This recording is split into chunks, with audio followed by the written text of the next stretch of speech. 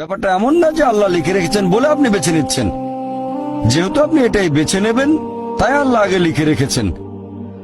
এখানে পছন্দ আপনার, তবে আল্লাহ আপনার পছন্দ জানেন। যেমন ধরেন একটা রাস্তার মোড়ে আসলেন, সামনে 5টা রাস্তা, রোড নাম্বার 1, 2, 3, 4, 5। এখানে পছন্দ আপনার, বেছে নিতে পারেন রোড নাম্বার 1, 2, 3, 4, 5।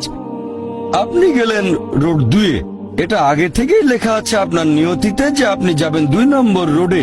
ব্যাপারটা এমন না যে আল্লাহ লিখেছেন বলে আপনি করছেন। যেহেতু আপনি এটাই বেছে নেবেন, তাই আল্লাহ আগে লিখে রেখেছেন। তাহলে পছন্দ আপনার। আপনি চাইলে টাকা উপার্জন করতে পারেন ভালো কাজের মাধ্যমে, হালাল উপায়ে, অথবা পারেন চুরি করে হারাম উপায়ে। পছন্দ আপনার।